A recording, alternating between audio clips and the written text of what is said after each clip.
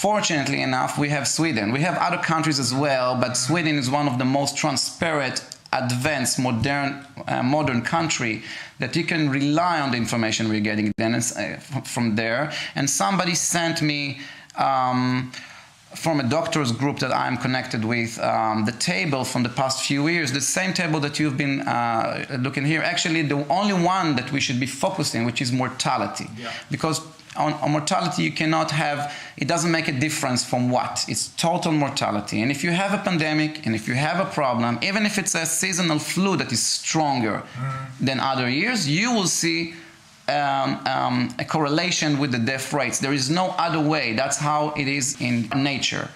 And I could see that they had 2020 on Sweden, they had an increase of mortality.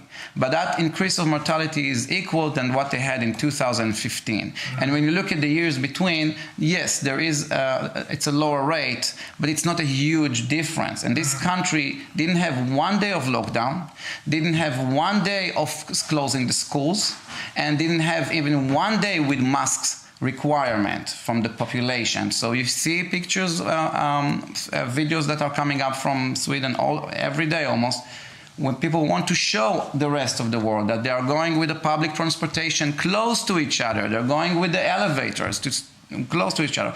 Yes, they said Andres Tegnell is the chief over there in health administration, and I think he's very brave, very professional as well. He's under a lot of pressure as well. Totally, but he's a strong man and he cares for his people. And when he says, "You're not going to fuck me again," because that's what he felt they did to him with the swine flu. He learned his lesson. Okay. He remembers how he was being lied to. So he's not going to have that happen to his country again. Exactly. And there are a lot of fake news here, and every few months I see something about Sweden that they're going back, they're making a U-turn, blah, blah, blah. This is not true. And, good to hear. Yeah, and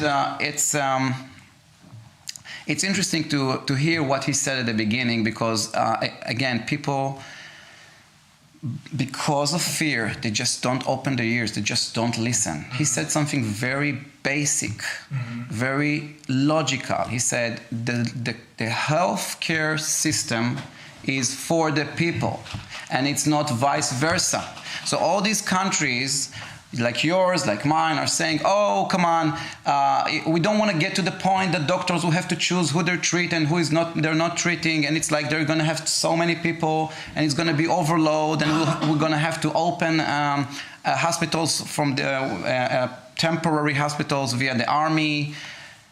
And he says the same, but in the opposite way. He said, first, we will have our healthcare system being overcapacity. Then we'll call to the army and get another temporary hospitals. And then if we cannot manage that, we will see what kind of other measure needed.